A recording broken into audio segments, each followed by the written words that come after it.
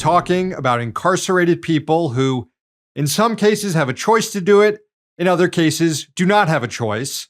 Often their chances of parole are tied up to their willingness to work.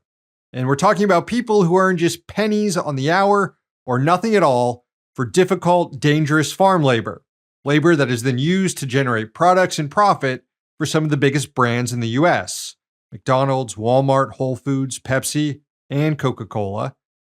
From the AP, quote, an analysis of data amassed by the AP from correctional facilities nationwide traced nearly $200 million worth of sales of farm goods and livestock to businesses over the past 6 years. That's a conservative figure that does not include tens of millions more in sales to state and government entities. Much of the data provided was incomplete, though it was clear that the biggest revenues came from sprawling operations in the South and leasing out prisoners to companies. In some cases, the outlet noted, individuals are forced to work on the same plantation soil that slaves did 150 years ago.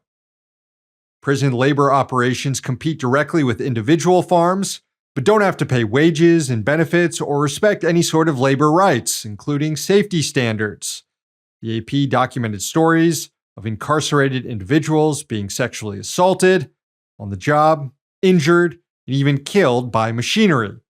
The AP spoke to a man who's been doing farm work at the Louisiana State Penitentiary, better known as Angola, for 51 years, Willie Ingram. Quote, during his time in the fields, he was overseen by armed guards on horseback and recalled seeing men working with little or no water, passing out in triple-digit heat. Some days, he said, workers would throw their tools in the air to protest, despite knowing the potential consequences. Those consequences were getting beaten up by the guards.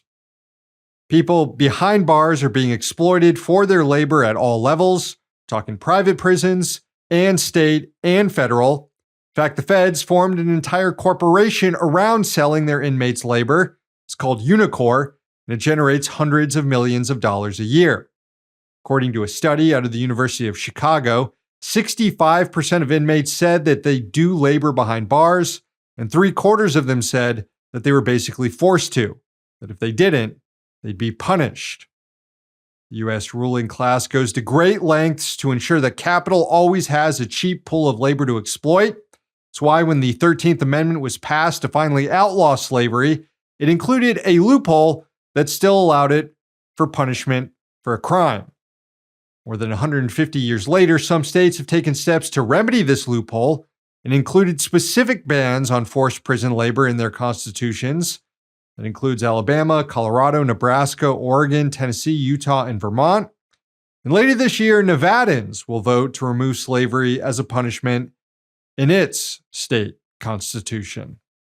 Hey, thanks for watching. Hit the subscribe button so you don't miss any of our new videos. Also, if you want to see Means Morning News in its complete form, not just the clips we post here, head on over to Means TV and get access to all our new episodes and our entire backlog, plus tons of other great movies and original TV shows.